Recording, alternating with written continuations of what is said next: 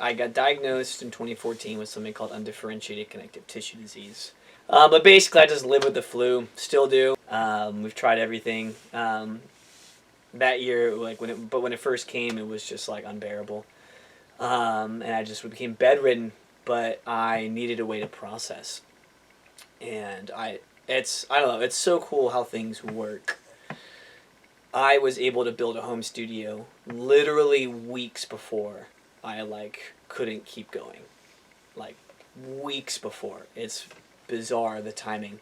And I built this little home studio, and a friend took me in and wasn't charging me rent because he's a gracious person, and was just like, you need a place to crash for a season?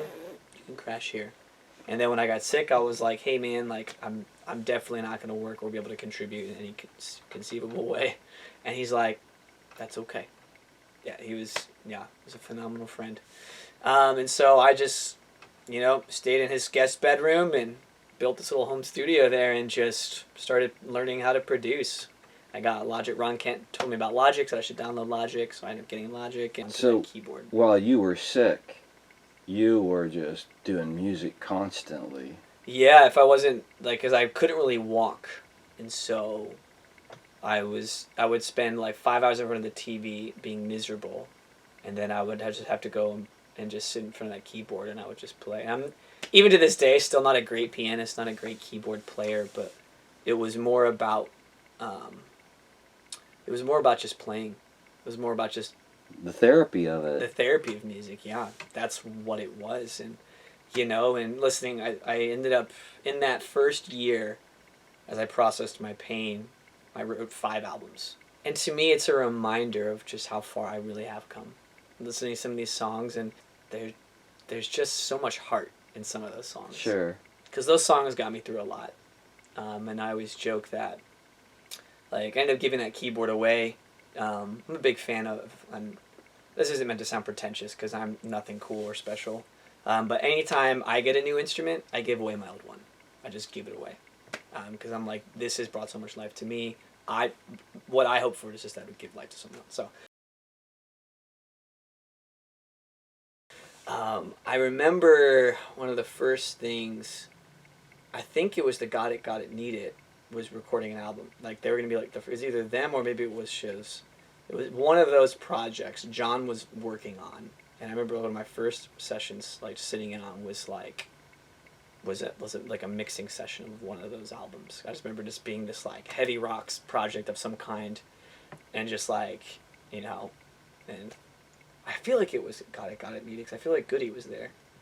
And I just remember them just talking and just talking shop and just working on it and just growing, and I thought that was just the coolest thing, and just being in this space. But then shortly after, it was Christmas Carol, because we were trying to get that done by Christmas, and so this would have been the summer of 2016. Mm-hmm. I just remember being unbearably hot outside and then listening to Christmas music in here. And the irony of that. So that was a really cool project. I don't know if you remember this, but you had me sit down and listen through every vocal track and look for out of place sounds, coughs or throat clears. Yep. Just because because with that many vocalists, that stuff adds up, as we know. It's just cleaning up the audio, basically. And I remember thinking, I finally realized the importance of what it means to do something so well no one knows you did it. And just realizing, how much goes into, these 2 recording projects. And, I think growing up I had this, starstruck attitude with, being a rock star. And I still, go back and forth. I still have my moments. But realizing, just how much, how many people it takes, and then how much work goes into it. And I loved being a part of that project, because it was you, it was John, it was me, it was Steve Parsons, and then just the different people. And then of course Steve and I's bromance started then, becoming good friends with Steve Parsons now, because of that project. Just spending a lot of time with you on that project, getting to know you, and just really finding my space in the studio is kind of just a helping hand. And I feel that's kind of always been my space here. I'm just a helping hand. Sure. Whatever is needed, You know, I don't think I'll ever be considered a great producer or a great engineer or a great performer, but I think what I will be probably remembered for is just smile and an open hand. And I think that's Right. Well, hopefully probably what I'm most proud of. that's. But I would disagree. I think you're a fantastic producer. You're an incredible arranger and musician and producer, and so that's that about that. I'm trying to remember what my very first project was. So obviously there's the work I've done with Brian Trish, who's a dear friend of mine, bringing him to the studio and having us work on a couple albums together here has been wonderful. I would say probably like the biggest project that I've been a part of was Maddie Andre's first album. You know, like co-producing that with her was a blast. Learned a lot, and I think the project came out really well in the end. And Incredible. then she's obviously has moved on to even more, and she's very successful, very talented, and she'll do awesome wherever she goes, whatever she does. But that was such a fun project. There was one memory specifically. It was just Maddie and I here. She was singing something, and she was like, "It just needs." We were both like, "It needs something." And then I was like, this kind of feels like it's got like a walking vibe. I was like, what if we like mic the box and I'll hit it with my fist? I was like, and then you jingle some keys in front of the mic. So I put a 57 just up against like the cardboard like box, hung it up, like set up next to the wall. Had her stand in front of like a 58, and she just had her keys out, and then I'd be like, like just like boom. Then she'd be like, and I'm like, boom, boom, and just like kind of creating this walk, and it was completely in the moment, totally spontaneous. We had absolute blast doing it. I don't actually remember if we ended up keeping it for the final cut, but I just remember that moment specifically. It was like, this is what I like. This is why I want to be here. It was wildly successful. Say it again. Run Red cassette. Why can't I get it? I don't know. It came to me in a dream. So. Oh, really? It was like a Hoobastank moment. I was like asleep, and I was like, Run Red cassette, and I was like, whoa. I just wrote it down on my phone, went back to bed.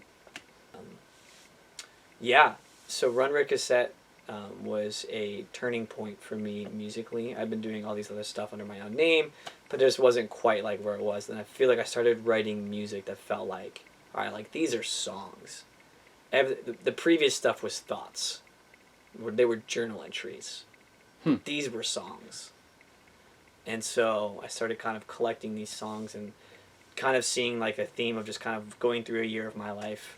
And then, started recording them here. I still to this day call it my first studio album, my first professional thing.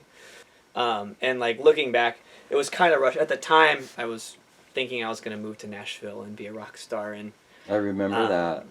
I remember your show at Musica. Yeah, and like that was an incredible experience. I remember Curtis came up to me after the show and was like, "You're the first person who was an unknown to sell this venue out." He's like, "You sold the venue out." He's like, "It's never happened for an unknown person to sell the venue out." He's like, "Congrats, bro." And what a gift it was to be able to have that night with so many people, a room full of people that I loved, as well as a stage of friends who I loved and cared about me. Obviously that's where Spencer, Cindy, and I first really started becoming friends, because he played drums for me for that, which was super cool. I didn't remember that. That's awesome. Yeah. Who was in your band that night? So he played drums, Spencer did. My buddy Ethan was on bass, and then my buddies Jacob and Chris were on guitar, and then my friend Lexi actually sang, which is funny because at the time I didn't know really Lexi, but she was friends with Chris, and she has a really good voice. And so she sang like harmony vocals, and I sang and played guitar and ukulele and keys, and had just an absolute blast. And I remember, it's still one of my most favorite moments in my life was at the very end. It was a song I wrote called Daylight Savings Time. It was like this jazz piano piece I attempted to go. I remember too, one of the voicings I couldn't figure out, and then, Ron, I don't know if you remember this, but in like the scratch session, you just came over and you're like, what if you did your D chord like this? And you just did one little thing. And then I was like, that was the missing piece. And so I ended up tracking the final thing with like that new, I think it was just like a D2, but it was a different inversion. And it just fit perfectly. And it was just like, and you just had this little thought, and you just walked over, you're like, what if if you did it like this? In like the most Ron way, and it was awesome. It was exactly what the song needed. But one of my favorite moments was at the show. We ended with that song, and there's a part where at the end of the song it builds up into this rock epic. The whole song is like just keys, and it's real mellow. And then so we had all the lights come down, and you just kind of hear like this kind of like a low rumbling, and then Spence and I switched places. So he came over to the keys, and I went on the drums, because drums is my home. Like that's my heart. That's what I love most in music. And I remember I was just like 1, 2, 3, 4, and we just like crashed into like the outro full on, and I was on like the drums, and it was just like, yeah, it was phenomenal. But yeah, then realized just how much of like my heart was just in such a rough place emotionally, and my desires to go to Nashville were so rooted in finding validation through performance. And it would have probably been extremely unhealthy for me to go. And I didn't have any money. It would have been a messy situation. I mean, I was really high in debt, a ton of debt, no money, no job lined up, didn't even have a place to stay. And I was like, I'm going. And it's kind of funny in hindsight, like I had no plan. What was I going to do? But I'm really glad that I stayed, because I feel like the artist I am now wouldn't have been possible had I been chasing stardom. I would have been so focused on, writing a 3-minute banger, or just whatever, it's a pop hook, and we're done. Not that those things are bad. I like pop music. I like real simple, just like quick hit songs. But I feel like I'm finally becoming an artist instead of a guy pretending to be famous, if that makes sense. Sure.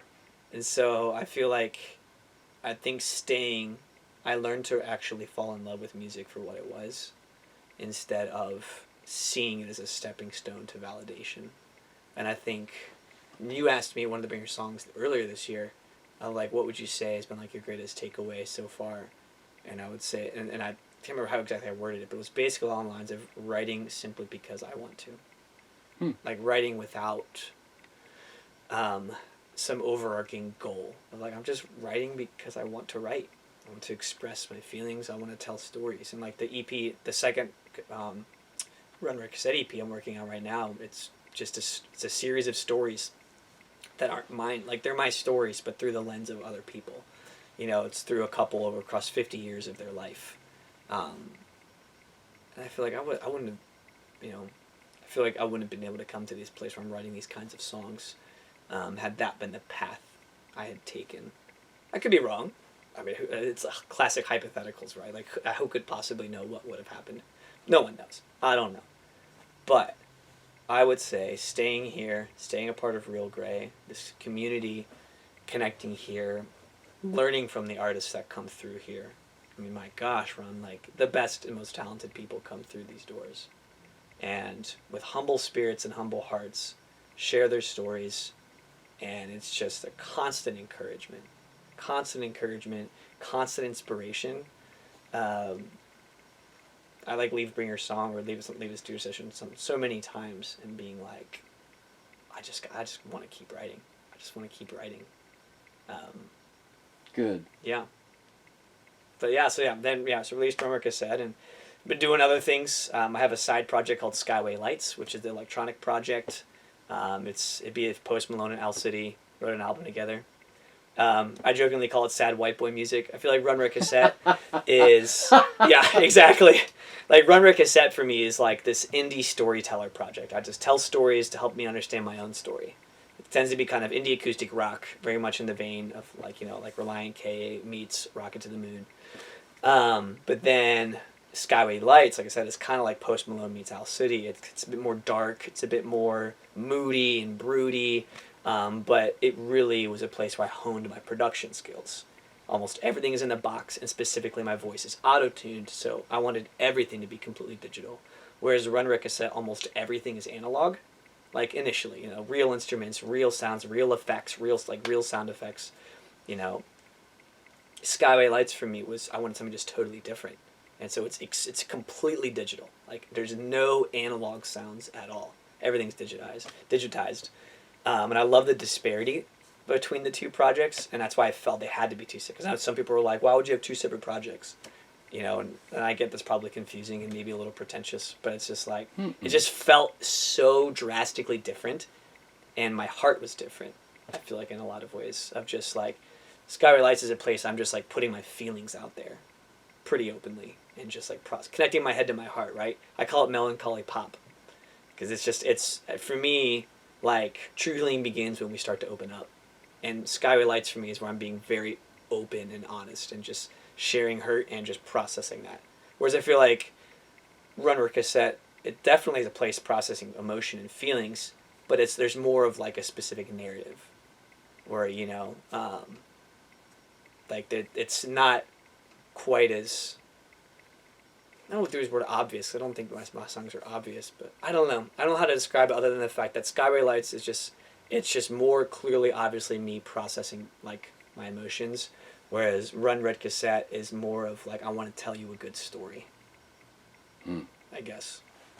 But at the end, my goal is still at the end of the day to help people connect with their emotions and process, because that's what music's always been for me. Sure. And I hope that I can help other people connect with their emotions and process, and also just have fun. I write some silly songs too. Yeah. You know, and so that some people can have some fun with that. It's something I've always kind of said, and I think it still rings true to this day, is that Realgrey has always been home. Realgrey, like what you and like Connie and the team and the community, like what we've all built here is a space.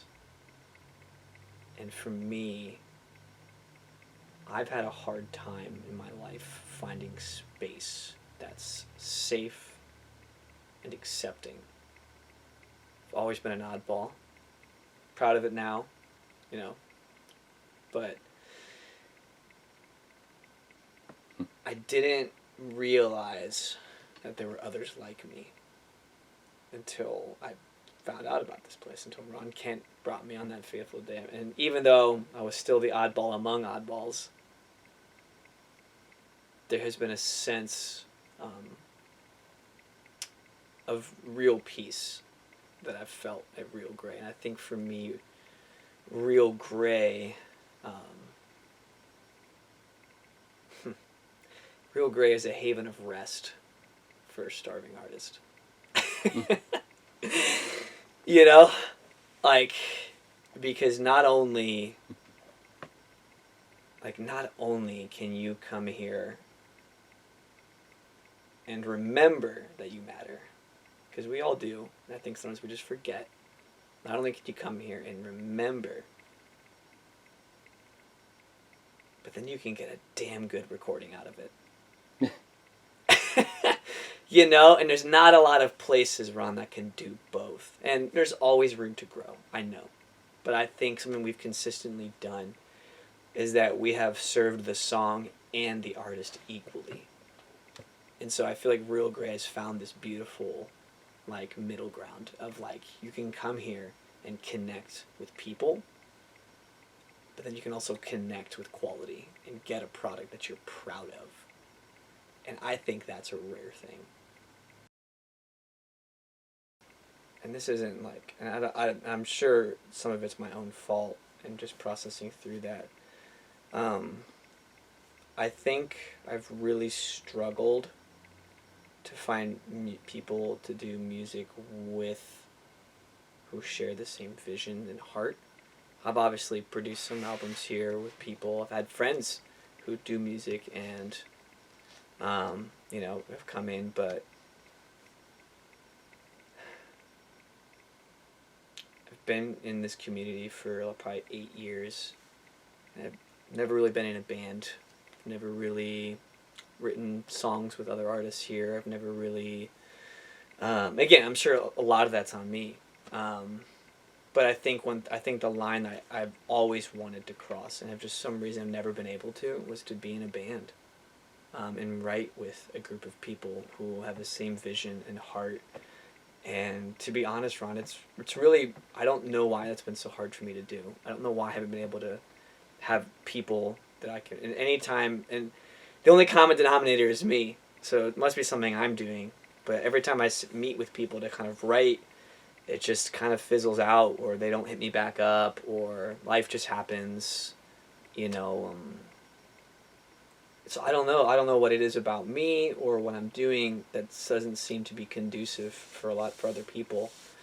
Um, but yeah, the line that this elusive line I just can't seem to cross is writing and like music consistently with at least one other person.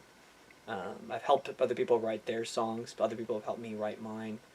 But there's never been a consistent rhythm with someone in my life to do music with, which is why Run Cassette's a solo project, why Skyway Lights is a solo project, and I think I'm really exhausted just being a solo artist, especially when my heart is for people so much.